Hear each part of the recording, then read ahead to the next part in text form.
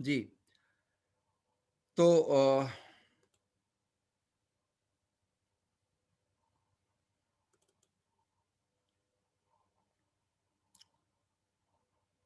جو لوگ ٹیلی گرام پر ہیں وہ معاف کریں، یہ مسئلہ ہماری طرف سے نہیں ہے،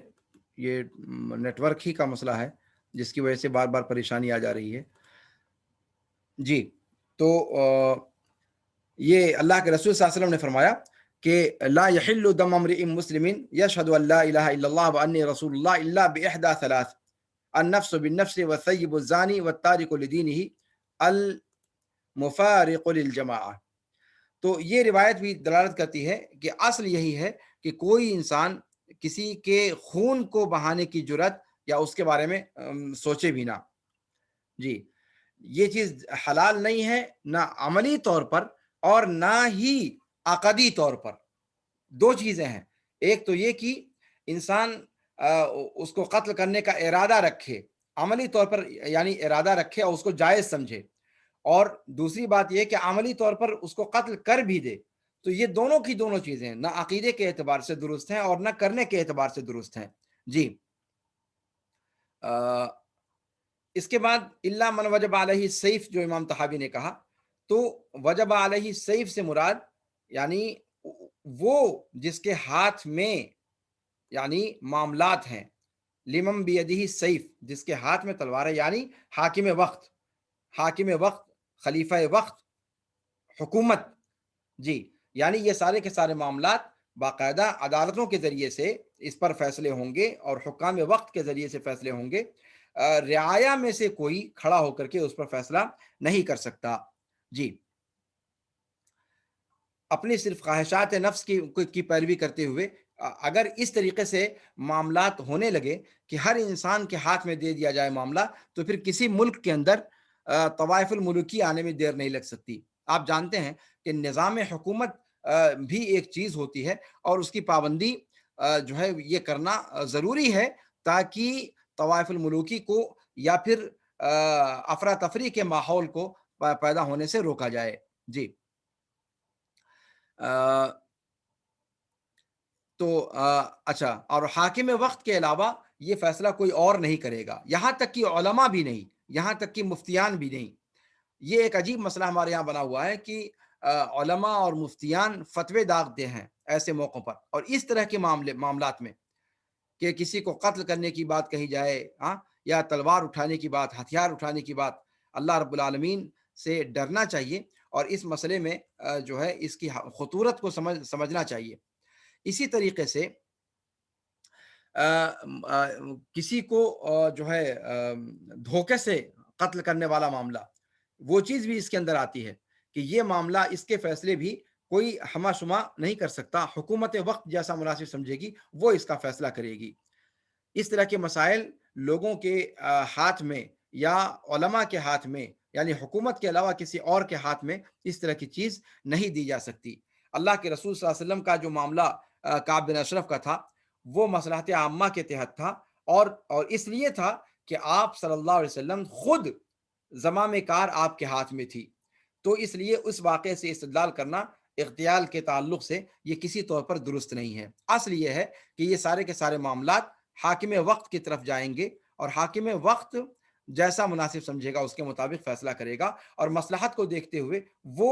اغتیال کا فیصلہ بھی کر سکتا ہے، لیکن حکومت کرے گی، افراد نہیں۔ جی کسی بھی شخص سے الحاد کا ظہور ہوتا ہے یا کفر کا ظہور ہوتا ہے یا ارتداد کا ظہور ہوتا ہے، تو اس سلسلے میں افراد فیصلہ نہیں کریں گے، بلکہ اس کا فیصلہ حکومت کرے گی۔ جی اس چیز کو جو ہے ذہن میں رکھنا بہت ضروری ہے، کسی عام شخص کے لیے یہ چیز درست نہیں ہے۔ اور یہ ہمارے ذہن میں رہنا چاہیے کہ اللہ کے رسول صلی اللہ علیہ وسلم کے زمانے میں آپ دیکھیں نا، منافقین کا جو معاملہ تھا وہ کیسا آپ صلی اللہ علیہ وسلم نے فرمایا۔ منافقین جن کے بارے میں آپ صلی اللہ علیہ وسلم کو علم بھی تھا، بہت سارے صحابہ بھی بسا اوقات جان لیتے تھے کہ کون کیسا ہے، فلاں منافق ہے، لیکن اس کے باوجود اس کو قتل کرنے کی جرت نہیں کر سکتے تھے، یہ جانتے ہوئے بھی کہ وہ منافق ہے۔ یہاں تک کہ اللہ کے رسول صلی اللہ علیہ وسلم سے اجازت طلب کرتے تھے. یہ واقعہ موجود ہے. ان میں سے کچھ منافقین کے قتل کی اجازت آپ صلی اللہ علیہ وسلم سے طلب کی اور آپ نے اس کی اجازت نہیں دی. آپ صلی اللہ علیہ وسلم نے ایک مرتبہ فرمایا کہ نہیں، لوگ یہ نہ گفتگو کریں کہ محمد صلی اللہ علیہ وسلم اپنے ساتھیوں ہی کو قتل کرنے لگے ہیں. اچھا، اسی طریقے سے وہ لوگ جنہوں نے اللہ رب العالمین کا استہزاء کیا، جس کے بارے میں قرآن کریم کی آیت اتری، سورہ توبہ کی 65 اور 66 نمبر کی آیت، جس میں اللہ رب العالمین فرماتا ہے قل اب اللہ و آیاتہ و رسولہ کنتم تستہزئون لا تعتذروا قد کفرتم بعد ایمانکم. یہ قصہ مشہور ہے، اس کا سبب نزول مشہور ہے، لیکن کہیں بھی کسی روایت میں نہیں ملتا کہ آپ صلی اللہ علیہ وسلم نے ان استہزاء کرنے والوں میں سے کسی کو قتل کیا ہو. جی، اور جب وہ واقعہ پیش آیا، ایک جو آپ صلی اللہ علیہ وسلم سے اجازت طلب کی گئی تھی، وہاں آپ صلی اللہ علیہ وسلم نے جواب میں کیا کہا کہ نہ تو خود قتل کیا، اور جہاں اس قصے کے اندر جو کسی نے اجازت طلب کی قتل کرنے کی، تو آپ نے کہا کہ نہیں، کہ کوئی میں یعنی آپ نے کہا کہ لا یتحدث ان محمدن یقتل اصحابہ، یہ نہ گفتگو کی جائے کہ محمد صلی اللہ علیہ وسلم اپنے ساتھیوں کو قتل کر رہے ہیں. اس کا مطلب یہ ہوا کہ آپ صلی اللہ علیہ وسلم کا جو طرز عمل ہے اس چیز کو ہم اپنے سامنے رکھیں. جی، عمر رضی اللہ تعالیٰ عنہ کا معاملہ بہت مشہور معروف ہے. حاطب بن ابی بلتع کا جو واقعہ پیش آیا تھا رضی اللہ عنہم اجمعین، تو انہوں نے اللہ کے رسول صلی اللہ علیہ وسلم سے کیا کہا تھا، ان کو یعنی ان کا جو عمل تھا وہ بادی النظر میں ایک بغاوت کا عمل تھا، اور یقینی طور پر جو ہے اللہ کے رسول صلی اللہ علیہ وسلم نے اگر تانی سے کام نہ لیا ہوتا اور حقیقت حال کا علم نہ ہو گیا ہوتا، تو جو اوپر سے جو چیز نظر آ رہی تھی وہ یہ کہ وہ معاملہ ان کا خطرناک ہے. اسی لیے عمر رضی اللہ تعالیٰ عنہ نے اللہ کے رسول صلی اللہ علیہ وسلم سے اجازت طلب کی، کہا کہ دعنی اضرب عنق هذا المنافق، کہ اس منافق کی میں گردن مار دوں، اللہ کے رسول مجھے اجازت دیجیے. یہ آپ صلی اللہ علیہ وسلم سے اجازت کا معاملہ تھا. اس کا مطلب یہ ہوا کہ اگر یہ یقین بھی ہو جائے کہ کوئی منافق ہے یا کسی کا کوئی عمل جو ہے اس بات کو درشاتا ہے اس کی نظر میں کہ وہ یقینی طور پر ظاہری طور پر منافق ہو چکا ہے، پھر بھی اس کے بارے میں اس کی جان کے در پہ پڑنا اس کے لیے جائز و درست نہیں ہے، یہ اس کے دائرہ اختیار میں نہیں ہے. عمر رضی اللہ تعالیٰ عنہ کا آپ صلی اللہ علیہ وسلم سے اجازت طلب کرنا یہ اس بات کو بتلاتا ہے کہ معاملہ حاکم وقت کے پاس پیش کیا جائے گا، چاہے وہ جتنا ظاہر ہو، چاہے وہ جتنا ظاہر ہو. اس لیے کہ خون کا معاملہ، کسی کی جان کا معاملہ، یہ اپنے ہاتھ میں کسی کے نہیں دیا جا سکتا رعایا میں سے. تو اس سلسلے میں جو قاعدہ کلیہ ہے وہ یہی کہ کسی کو قتل کرنے کا فیصلہ کرنا یا اس کی تنفیذ کرنا یہ سوائے حاکم وقت کے کسی کے لیے درست اور جائز نہیں ہے. جی، ایک روایت اس میں شیخ صالح آل الشیخ حفظہ اللہ نے ذکر فرمائی ہے کہ ایک روایت آتی ہے ابن ماجہ کی، جو اس کے اسناد میں کچھ کلام ہے، لیکن بہت سارے اہل علم نے اس کو حسن گردانا ہے. اس کے الفاظ ہیں کہ من اعان علی قتل مسلم ولو بشطر کلمہ لم یرح رائحۃ الجنہ او کان من اہل النار، کہ جس نے کسی مسلمان کے قتل میں تعاون کیا چاہے ایک کلمے ہی کے ذریعے سے، تو وہ جنت کی بو بھی نہیں پائے گا اور وہ اہل نار میں سے ہوگا. اور یہ جو یہاں پر جو اللہ کے رسول صلی اللہ علیہ وسلم نے فرمایا کہ کوئی اپنے آدھے کلمے کے ذریعے سے بھی، آدھا لفظ بولا اگر کسی نے، اگر اس کے ذریعے سے بھی تعاون کیا تو اس کا یہ انجام ہوگا. تو کیسے ان لوگوں کا انجام کیا ہوگا جو اپنی زبان سے باقاعدہ اس کے بارے میں فتوے ڈالتے ہیں یا کسی مسلمان کے قتل پر تعاون کرتے ہیں یا اس کا فتویٰ دیتے ہیں، جبکہ یہ معاملہ ولاۃ امور کے ہاتھ میں ہے، افراد کے ہاتھ میں نہیں ہے. اس لیے اس معاملے میں اس قاعدے کی اور اس اصل کی رعایت کرنا ضروری ہے. حقیقت میں اصل یہی ہے کہ جس نے اسلام ظاہر کیا، جو اپنے آپ کو مسلمان کہتا ہے، اس کے خون کی حرمت ہی اصل ہے، اور اس حرمت کو کی پامالی کسی کے لیے درست اور اس کے لیے جواز نہیں ہے. جس سے ارتداد کا معاملہ حاصل ہو یا زندقہ کا یا نفاق کا، تو اس کا معاملہ حاکم وقت پر پیش کیا جائے گا۔ عام لوگ اس کے بارے میں فتویٰ نہیں دیں گے، عام لوگ اس کے بارے میں اقدام نہیں کریں گے، عام لوگ اس کے بارے میں کوئی جو ہے جرأت دکھانے کی کوشش نہیں کریں گے۔ اگر یہ چیز درست ہوتی تو صحابہ کرام رضوان اللہ علیہم اجمعین وہ ایک دوسرے سے سبقت کرتے منافقین کے قتل کرنے پر، جن لوگوں کا نفاق معلوم تھا، بلکہ خود اللہ کے رسول صلی اللہ علیہ وسلم نے بھی ان کو قتل کر دیا ہوتا، چونکہ خود حاکم وقت تھے، لیکن ایسا نہیں کیا۔ اس کا مطلب یہ ہے کہ یہ سارا معاملہ مصلحت سے جڑا ہوا ہے۔ یہ سارا، سب سے پہلی بات تو یہ کہ یہ معاملہ حاکم وقت سے جڑا ہوا ہے، اور حاکم وقت بھی سب چیزیں ظاہر ہونے کے بعد بھی ضروری نہیں کہ وہ قتل کا ہی فیصلہ کرے، وہ مصلحت کو دیکھتے ہوئے کوئی بھی فیصلہ کر سکتا ہے، جیسا کہ اللہ کے رسول صلی اللہ علیہ وسلم نے منافقین کے حوالے سے کیا۔ تو اس چیز کو جو ہے جس کا نفاق معلوم تھا، یا جس کا مرتد ہونا معلوم تھا، یا جس کا زندقہ معلوم ہو، ایسے شخص کے بارے میں بھی امام وقت سے رجوع کیے بغیر کوئی فیصلہ نہیں کیا جا سکتا۔ اب اس کے بعد امام طحاوی رحمہ اللہ نے فرمایا ہے اگلے جملے میں کہ ولا نرى الخروج على ائمتنا وولاة امورنا وان جاروا ولا ندعو علیہم۔ ہم اپنے ہم حکام وقت پر خروج کو درست نہیں سمجھتے، اور اپنے ولاة امور پر خروج کو درست نہیں سمجھتے، اگرچہ وہ ظلم کریں، اور نہ ان پر بد دعا کرتے ہیں، اور نہ ہی ان کی اطاعت سے اپنے ہاتھ کھینچتے ہیں، اور نہ اور ہم یہ سمجھتے ہیں کہ ان کی اطاعت اللہ رب العالمین کی طرف سے فرض اطاعت ہے، جب تک کہ وہ معصیت کا حکم نہ دیں، اور ان کے لیے ہم درستگی کی اور معافات کی دعا کرتے رہتے ہیں۔ یہ جملہ جو یہاں پر امام طحاوی رحمہ اللہ نے ذکر فرمایا ہے، یہ کیا نام ہے، وہ جو جملہ لا نارا سیف ہے، اسی کی تاکید ہے، اور اسی سے جڑا ہوا ہے کہ امام وقت کو جو ہے وہ ہم سب کچھ سمجھتے ہیں، اور اس کی اجازت کے بغیر جو ہے وہ امت میں انتشار کے لیے کسی بھی اقدام کو جائز قرار نہیں دیتے۔ یہاں پر بھی انہوں نے کہا لا نرا، ظاہر سی بات ہے ہم نہیں سمجھتے، اس سے ان کا امام طحاوی رحمہ اللہ مراد لے رہے ہیں اہل سنت والجماعت کو، جو اہل اثر ہیں اور جو سلف ہیں، جی سلف کے طریقے پر چلنے والے لوگ ہیں۔ تو اگر حاکم وقت ظالم بھی ہو، اگر اس کے پاس کیا نام ہے ظلم کرنے والا ہو، فاسق بھی ہو، تب بھی ان کی اطاعت کو اپنے اوپر فرض گردانتے ہیں۔ یہاں پر ایک چیز سمجھنے کی یہ ہے کہ پہلی بات کہ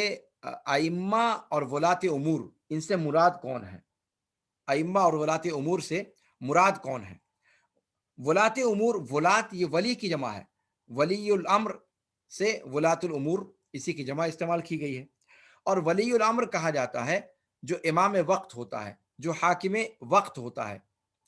قرآن کریم میں اللہ رب العالمین نے فرمایا یا ایھا الذین آمنوا اطیعوا اللہ واطیعوا الرسول واولی الامر منکم، اور اولی الامر سے مراد حکام ہیں، حکام وقت، خلیفہ یا حاکم وقت، جی حکومت، اس لیے کہ وہی حکومت ہی ہے جو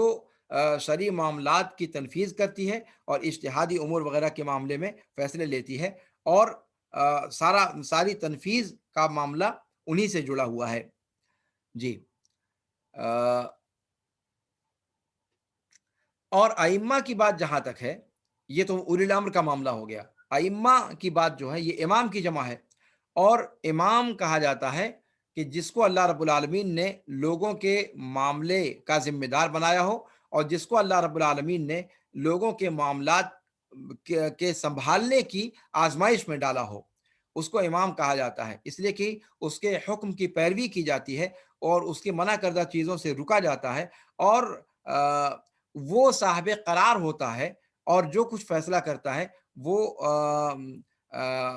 لاگو ہوتا ہے۔ اس اعتبار سے اس کو امام کہا جاتا ہے، اور امام سے مراد ولی امر کو لیا جاتا ہے، جیسا کہ سنت میں اللہ کے رسول صلی اللہ علیہ وسلم کی حدیث میں آیا ہے۔ آپ صلی اللہ علیہ وسلم نے فرمایا خیار ائمتکم الذین تحبونہم ویحبونکم وتصلون علیہم ویصلون علیکم وشرار ائمتکم الذین تبغضونہم ویبغضونکم وتلعنونہم ویلعنونکم۔ جی تو یہاں پر اللہ کے رسول صلی اللہ علیہ وسلم نے خیار و ائمتکم کی تعبیر استعمال کی ہے، یہ امام کی جمع ہے اور اس سے مراد حکام وقت ہیں۔ جی، دوسری بات کہ ولی الامر جب کہا جاتا ہے تو اس ولی الامر کی اصطلاح سے دو چیزیں سمجھ میں آتی ہیں، اور یہ بہت پوائنٹ کی چیز ہے، اس کو بھی توجہ دیں اس پر آپ۔ ولی الامر جب کہا جاتا ہے تو اس سے دو چیزیں مراد ہوتی ہیں، یعنی لوگوں کے امور کا جس کو ذمہ دار بنایا گیا ہے، تو اس میں دو چیزیں ملحوظ ہوتی ہیں۔ پہلی چیز تو یہ کہ یہ بندہ حسن تدبیر کی صفت سے متصف ہوگا، لوگوں کے معاملات کے حوالے سے وہ اچھے انداز میں وہ گورننس، یعنی آپ کہہ رہے ہیں اس کو اگر آج کی اصطلاح میں تو گڈ گورننس جو ہے اس کے اندر ہونی چاہیے،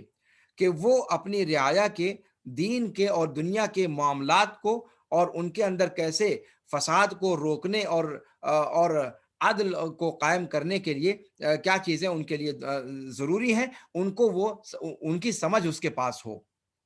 دوسری بات، جو دوسری چیز ولی الامر کے لیے ضروری ہے وہ یہ کہ شریعت کا کم از کم اتنا علم اس کے پاس ہونا چاہیے جو مناسب کہا جا سکے۔ یہ کوئی ضروری نہیں کہ وہ عالم دین ہو، لیکن یہ کہ شریعت کا اتنا علم کم از کم ہونا چاہیے کہ جتنا مناسب حد تک جو ہے مطلوب ہے۔ اچھا، اور ان دونوں معنی میں کہ گڈ گورننس کا بھی معاملہ ہو اور شریعت کے احکام کا بھی مناسب مقدار میں علم ہو، یہ دونوں چیزیں ہر اسلامی حکومت کے اندر کبھی جمع نہیں ہو پائی، یہ عجیب اتفاق ہے۔ ہاں، شروع کے دور میں خلفائے راشدین کا جو زمانہ تھا، ابو بکر صدیق رضی اللہ تعالیٰ عنہ کا زمانہ، عمر فاروق رضی اللہ تعالیٰ عنہ کا زمانہ، عثمان بن عفان رضی اللہ عنہ اور علی بن ابی طالب رضی اللہ عنہم اجمعین، اور اسی طریقے سے معاویہ رضی اللہ تعالیٰ عنہ، اور تاریخ کے اندر کچھ گنے چنے حکام، ان کے اندر یہ دونوں کی دونوں صفتیں اکٹھا موجود تھیں، لیکن یہ گنے چنے لوگ تھے جن کے اندر دین کی بھی سمجھ تھی اور دنیاوی اعتبار سے بھی وہ کس طریقے سے حکومت چلائیں، ان کے معاملات وہ حسن تدبیر کی صفت سے متصف تھے۔ لیکن اگر ولی امر کے پاس ان میں سے ایک صفت ہو اور دوسری صفت نہ ہو، یعنی اگر وہ حکومت چلانے کا ہنر جانتا ہو لیکن دینی معاملات میں اس کے پاس مناسب معلومات نہ ہو،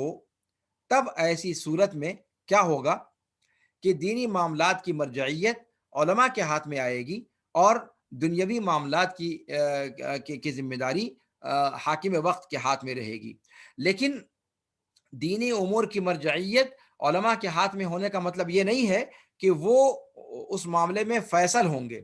بلکہ وہ حکومت کے ساتھ تعاون کر کے وہ حکومت کے ایک طریقے سے مشیر ہوں گے، اور وہ جو فیصلہ کریں گے کسی دینی معاملے میں حکومت اس کی تنفیذ کرے گی، تنفیذ حکومت ہی کرے گی، یعنی جہہ تنفیذیہ یہ علماء نہیں رہیں گے، جہہ تنفیذیہ یہ حکومت ہوگی۔ یہ علماء چونکہ حاکم وقت کے پاس دینی حوالے سے وہ مناسب مقدار کی معلومات نہیں ہے، اس لیے علماء ان کے دستے راست ہوں گے اور ان کا تعاون کریں گے اس معاملے میں۔ جی، تو تنفیذ کا جو جہہ ہے وہ حکومت وقت ہی ہوگی، یہ چیز جو ہے ذہن میں رکھنا بہت ضروری ہے۔ اور اس تفصیل کی ضرورت کیوں پڑی؟ اس لیے کہ بہت سارے فقہا ہیں،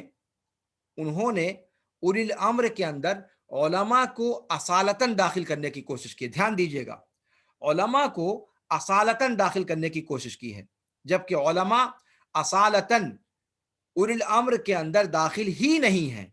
اصالتاً وہ صرف اور صرف حکام کے لیے ہے۔ اصالتاً یا ایھا الذین آمنوا اطیعوا اللہ واطیعوا الرسول واولی الامر منکم،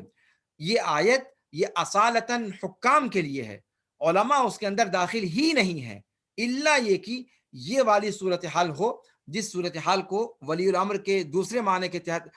دوسری جو کنڈیشن ان کی بیان کی گئی کہ ان کے اندر حکومت چلانے کا سلیقہ ہو لیکن دینی معاملات کے حوالے سے مطلوبہ معلومات ان کے پاس نہ ہو، تو پھر علماء پر وہ تکیہ کریں گے اور علماء ان کو اس سلسلے میں گائیڈ کریں گے اور علماء کی بتائی ہوئی چیزوں کے مطابق تنفیذ حاکم وقت کرے گا۔ تو علماء کو جو یہاں پر ذکر کیا گیا تو بس علماء کا درجہ اسی حد تک ہے، اولو الامر کے اندر اصالتاً علماء داخل نہیں ہیں، لیکن ان لوگوں نے، فقہا نے، اپنے اپنے ائمہ کو، یعنی جو ائمہ متبوعین ہیں جن کی تقلید کی جاتی ہے، ان ائمہ کو بھی اس کے اندر داخل کرنے کی کوشش کی، نعوذ باللہ ثم نعوذ باللہ، اور یہیں سے یہ ساری کی ساری خرافات پیدا ہوئیں، وہ پیدا ہوئیں۔ اچھا، علماء کا معاملہ جیسے کہ میں نے بتایا کہ اصل جو ہے وہ حاکم وقت ہوں گے اور علماء ان کے مددگار ہوں گے، جیسا کہ اللہ رب العالمین نے فرمایا کہ وَلَوْ رَدُّوهُ إِلَى الرَّسُولِ وَإِلَى أُولِي الْأَمْرِ مِنْهُمْ لَعَلِمَهُ الَّذِينَ يَسْتَنبِطُونَهُ مِنْهُمْ۔ جی، تو اصل یہ ہے کہ ولی امر کے پاس دونوں چیزیں اکٹھا ہوں، کہ وہ دنیاوی مسائل بھی جانتا ہو اور دین کے مسائل بھی جانتا ہو۔ اگر دونوں نہیں جانتا تو پھر دین کے مسائل کے لیے وہ علماء پر تکیہ کرے گا۔ جی، یہ چیز میں سمجھتا ہوں کہ اب واضح ہو گئی ہے۔ اچھا، تیسری بات یہ کہ ہاں، یہاں پر یہ بات میں نے کہی آپ سے کہ اولی الامر منکم کے اندر اصل جو مراد ہے وہ حکام وقت ہیں، علماء اس میں مراد نہیں ہیں۔ البتہ ولی الامر اگر عالم نہیں ہے اور دین کے معاملات میں وہ علماء کا محتاج ہے تو طبعاً علماء اولی الامر کے دائرے میں آ سکتے ہیں یا آتے ہیں، لیکن وہ جہہ تنفیذیہ پھر بھی نہیں ہوں گے، جہہ تنفیذیہ حاکم وقت ہی ہوگی، حاکم وقت ہی ہوگا۔ اس کے بعد ایک چیز اور کہ خروج ولاۃ امر پر، جو خروج حکام وقت پر بغاوت، حکام وقت حاکم وقت کے خلاف بغاوت کا جو معاملہ ہے، اس میں اہل قبلہ میں سے کچھ گروہ جو ہے وہ دوسرے مسلک کی طرف گئے ہیں، دوسرے قول کی طرف گئے ہیں، جیسا کہ میں نے بتایا آپ سے، خوارج اور معتزلہ اور تابعین اور تبع تابعین میں سے چند افراد تابعین اور تبع تابعین میں سے چند افراد اور بعض فقہائے متاخرین جو معتزلہ کے مذہب سے، امر بالمعروف اور نہی عن المنکر کے حوالے سے متاثر ہوئے، وہ تمام لوگ وہ لوگ اس طرف گئے ہیں، ورنہ صحابہ کرام رضوان اللہ علیہ اجمعین کا اور سلف کا اور عام ائمہ کا جو مسلک ہے وہ یہ کہ حاکم وقت کے خلاف خروج یہ حرام ہے اور کبیرہ گناہوں میں سے ایک گناہ ہے۔ جی، اچھا، اور یہ چیز آئی کہاں سے؟ کہتے ہیں کہ اچھا، اور اس سلسلے میں دلیلیں کتاب و سنت کے اندر موجود ہیں، جیسا کہ اشارہ کیا گیا، جس سے ائمہ نے استدلال کیا ہے اور یہ سمجھا کہ جس نے ان دلیلوں کی مخالفت کی یا اس کی تعویل کی، وہ دلیلوں کے خلاف گئے اور وہ واضح طور پر جو تقریباً مانوی تواتر کو پہنچی ہوئی دلیلیں ہیں ان کے خلاف انہوں نے رائے اختیار کی۔ تبع تابعین اور تابعین میں سے جو چند افراد اس کی طرف گئے، مخالفین کی طرف، اور معتزلہ اور خوارج کی رائے سے متاثر ہوئے، ان کو وہ تواتر مانوی والی دلیلوں کے خلاف گردانتے ہیں۔ اہل سنت والجماعت نے جب دیکھا کہ بعض علماء کے فردی اجتہادات نے ولاۃ امر کے خلاف خروج کی راہ کو ہموار کر دیا ہے بنو امیہ کے زمانے میں، اور ان میں سے بعض حاکم وقت کے خلاف خروج بھی انہوں نے کیا۔ اسی طریقے سے خلفائے بنو عباسیہ کے بعض خلفائے عباسیہ کے خلاف بعض نے خروج کیا، اور اس سے پہلے کا زمانہ لے لیں، علی رضی اللہ تعالیٰ عنہ کے خلاف جن لوگوں نے خروج کیا، یا عثمان رضی اللہ تعالیٰ عنہ کے خلاف جنہوں نے خروج کیا، گرچہ وہ لوگ اہل سنت کی طرف پورے طور پر منسوب نہیں تھے،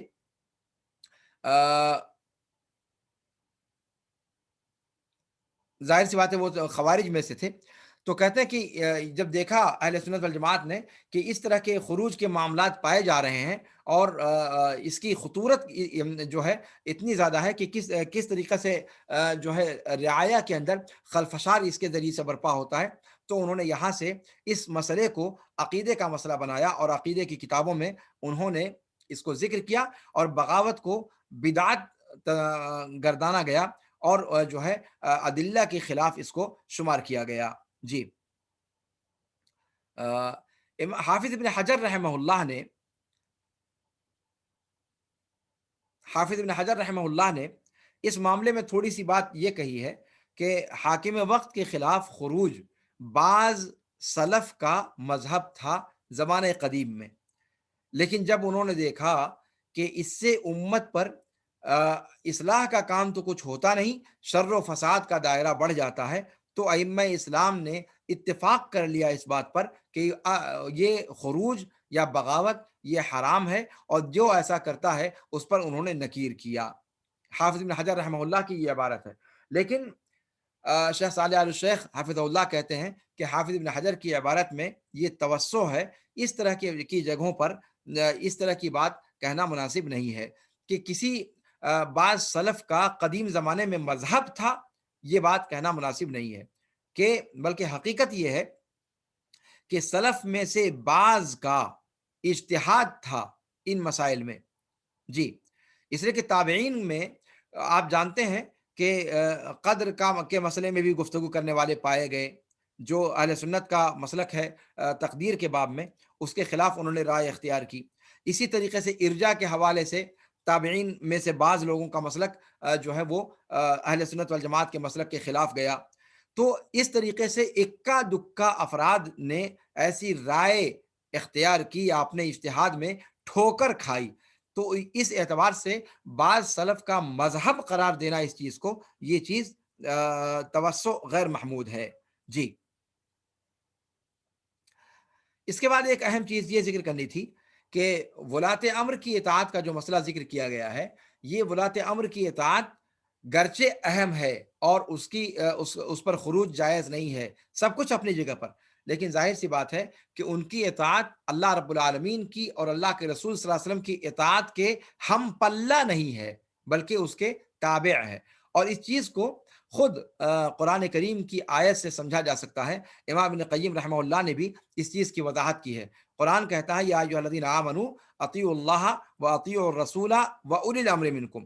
تو اطیعوا اللہ، اللہ کے ساتھ اطیعوا کا لفظ استعمال کیا گیا، رسول کے ساتھ اطیعوا کا فعل لایا گیا، لیکن اولی الامر کے ساتھ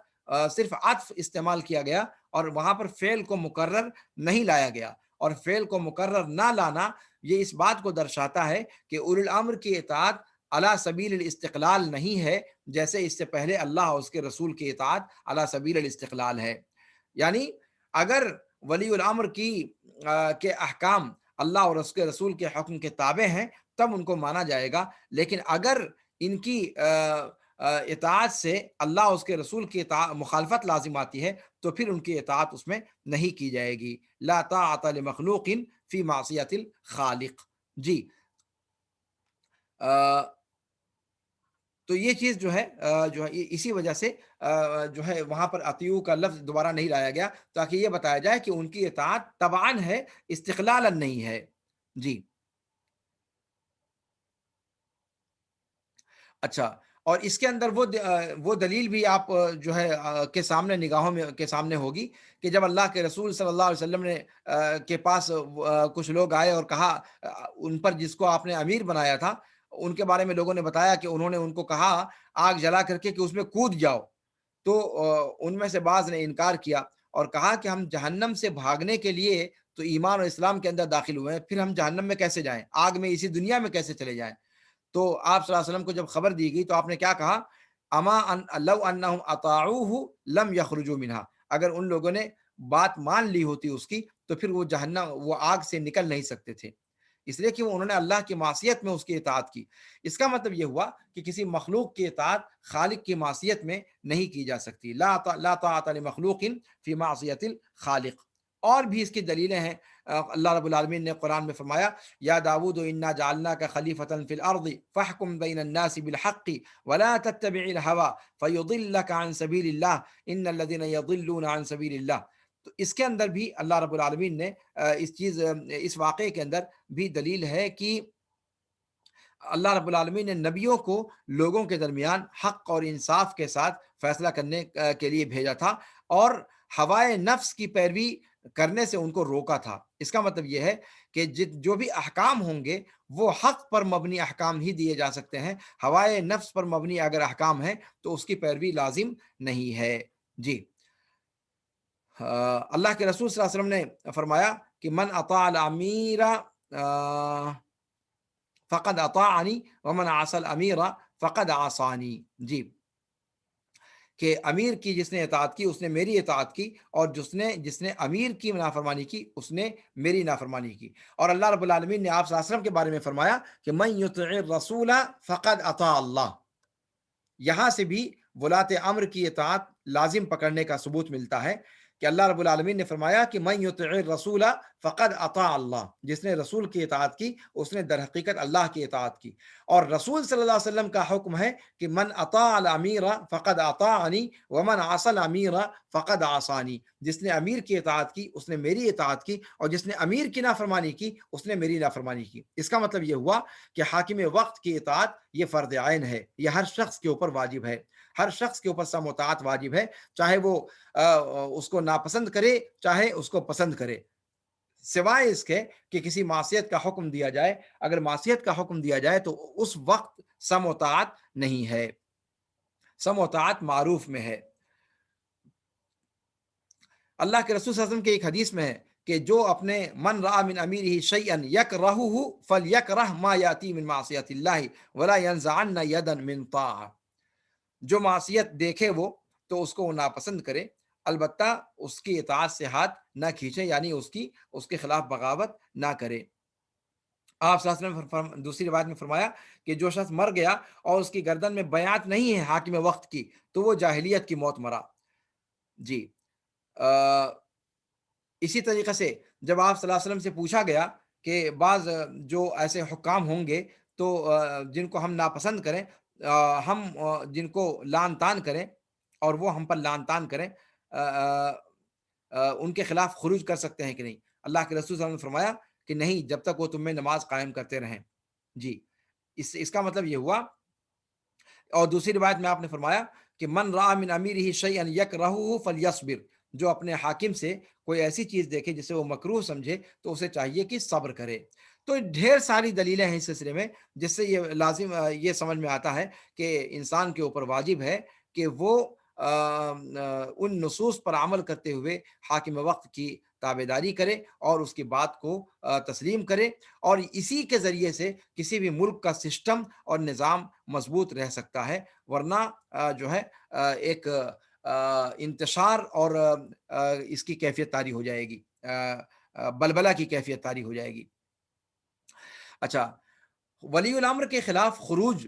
دو طریقے سے ہوتا ہے۔ یہ ایک اگلا مسئلہ ہے جس کو بیان کرنا چاہتا ہوں کہ ولی امر کے خلاف خروج یا بغاوت دو طرح سے ہو سکتی ہے۔ ایک شکل اس کی یہ ہو سکتی ہے کہ کچھ لوگ اس کی بیعت ہی نہ کریں اور اس کے خلاف خروج کے اعتقاد کو درست سمجھیں، خروج کا اعتقاد رکھیں اور یہ سمجھیں کہ اس کے خلاف بغاوت واجب ہے۔ جی، اور اسی کو سلف کہتے تھے کان یری السیف، یعنی اعتقاد کے اعتبار سے، جس نے بیعت نہیں کی۔ اور دوسری شکل وہ ہے جو اصالتاً اس کے اندر مقصود ہیں، جو لوگ حاکم وقت کے خلاف باقاعدہ مسلح جد و جہد کے قائل ہیں، وہ لوگ اس کے اندر داخل ہیں، وہی اصل مقصود ہیں۔ تو اس کا مطلب یہ ہوا کہ حاکم وقت کے خلاف خروج دو طریقے سے ہوتا ہے، یا اعتقاد کے ذریعے سے یا پھر عمل کے ذریعے سے۔ ایک تیسری شکل بھی بعض لوگوں نے ذکر کی ہے کہ خروج بالقول بھی ہوتا ہے، خروج بالقول، لیکن کہتے ہیں شیخ صالح آل الشیخ حفظہ اللہ کہ خروج بالقول یہ جو ہے خروج کی یہ شکل یہ منضبط نہیں ہو سکتی، اس لیے کہ خروج کے معاملے میں بات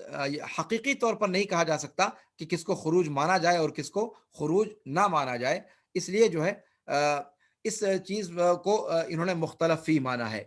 معاویہ رضی اللہ تعالیٰ عنہ کے بارے میں آتا ہے کہ انہوں نے بعض صحابہ کو قتل کر دیا جب اس نے اپنے حاکم کے خلاف بغاوت کی قول کے ذریعے سے۔ یہ روایت بھی نقل کی گئی ہے،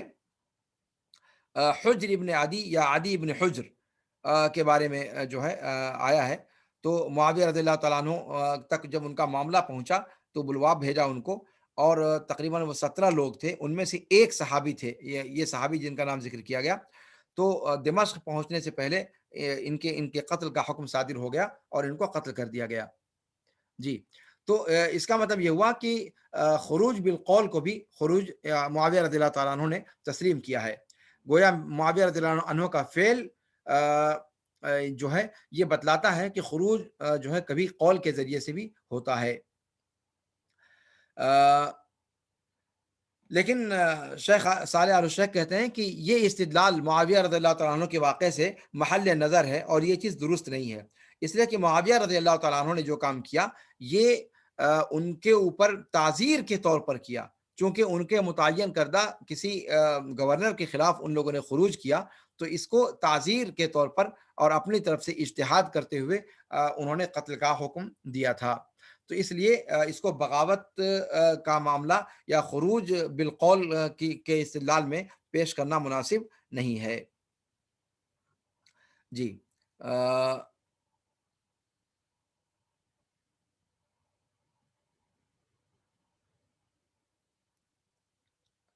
اچھا،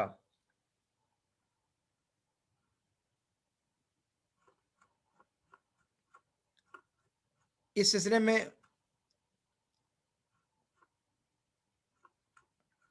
بتایا گیا کہ جو حاکم وقت کی اطاعت ہے یہ تب تک ہے جب تک وہ اللہ کی معصیت کا حکم نہ دیں۔ جی، یعنی اگر اچھی چیزوں کا حکم دیتے ہیں تو اس میں اطاعت کرنا واجب ہے، اگر کوئی اجتہادی مسئلے میں حکم دیتے ہیں تو ان میں بھی ان کی پیروی کی جائے گی، ان کی بات کو مانا جائے گا۔ اور تیسری چیز وہ کہ ایسی چیز کا حکم دیں جو اللہ کی معصیت ہو تو اس کے اندر اطاعت نہیں کی جائے گی۔ لیکن اطاعت نہیں کی جائے گی کا مطلب یہ نہیں کہ بغاوت کی جائے گی۔ اطاعت نہیں کی جائے گی کا مطلب یہ ہے کہ وہ معصیت والا کام جس کا حکم دیا جا رہا ہے اس کام کو نہیں کیا جائے گا، لیکن اس کی بیعت سے ہاتھ نہیں کھینچا جائے گا، اس کے خلاف بغاوت نہیں کی جائے گی، اس کے خلاف مسلح جد و جہد کو جائز نہیں سمجھا جائے گا۔ یہ چیز جو ہے اس چیز کا فرق سمجھنا بہت ضروری ہے۔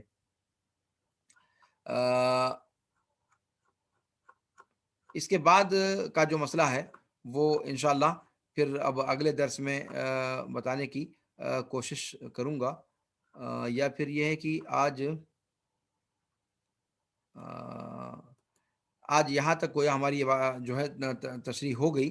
کہ ولا نر الخروج علی ائمتنا و ولاۃ امورنا وان جاروا وان جاروا